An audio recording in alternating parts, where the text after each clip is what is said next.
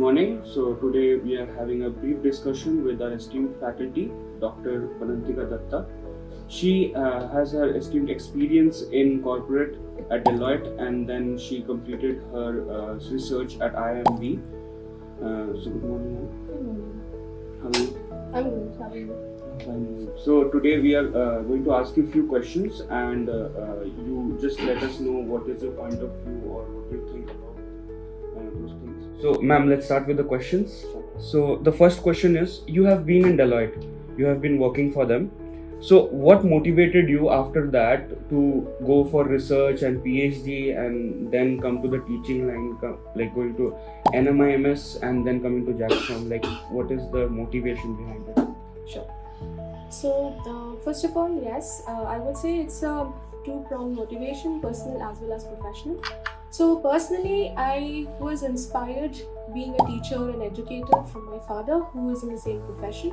He has a PhD and he is a professor, so he's been a personal inspiration for me. Secondly, I've always been influenced or inspired by the work-life balance that this profession has been providing in our home. And thirdly, on the professional front, I believe that academia gives you a liberty or a freedom to explore areas of your research interests and contribute to the field of economics and trade, especially for me. Okay, ma'am. So you have mentioned the work-life balance here. So, like, was it too hectic in corporate, and then, like, I know, like, you have studied your like research from IMB. I don't think so. It would be easier. It would be also hectic. So, like, what do you think about it? Like, Yes. Okay, so when I say work-life balance is better, I absolutely don't mean that work-life balance as in you have to do lesser work or you have more leisure in academia. Absolutely not. Probably we put in more hours than a corporate person because we have teaching, grading, all the assignments in college, making interactive sessions for you all. However, we also have to balance our research front, which takes up most of our time. Being researcher and active researcher, we have to publish our papers, etc. That takes a lot of time. We have to engage with other people in our space of interest.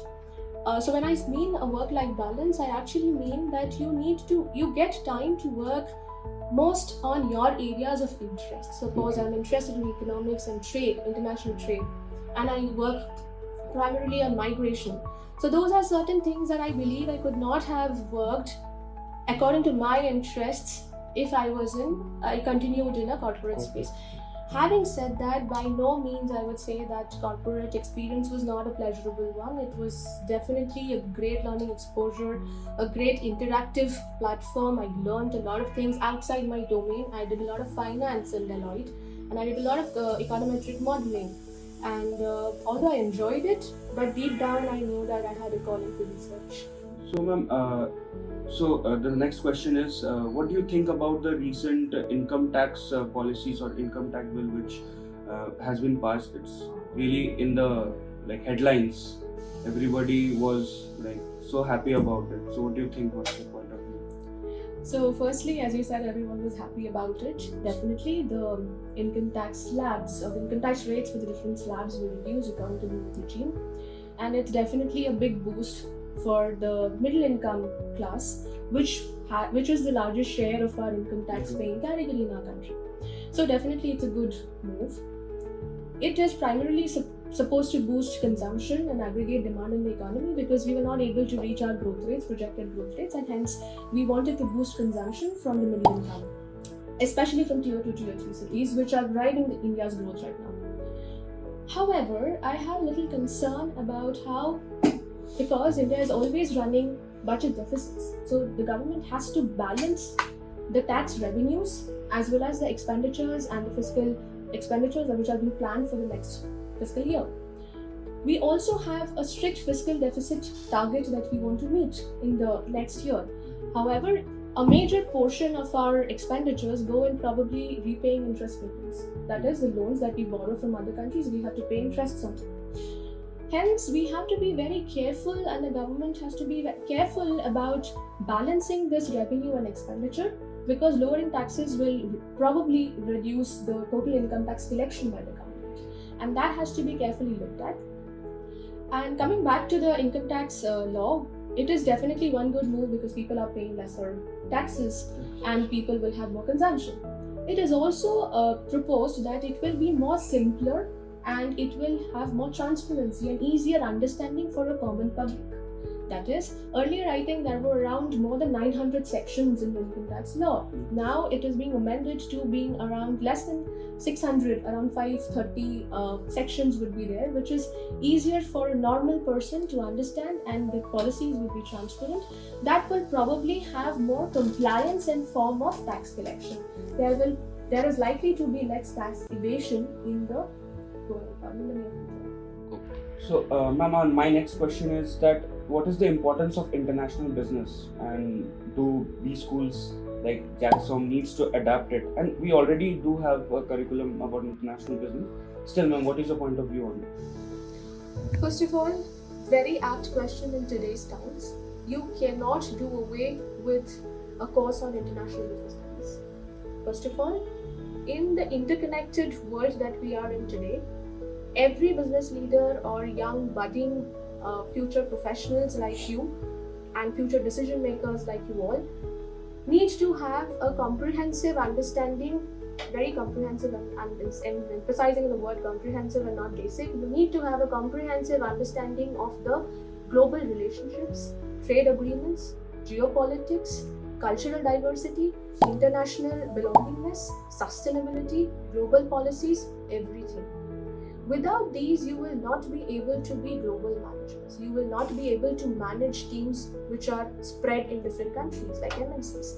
You will need to have experience in these domains in order to have clients from international countries, and you will also need, because sooner or later you all will be managing teams and people will be sitting across.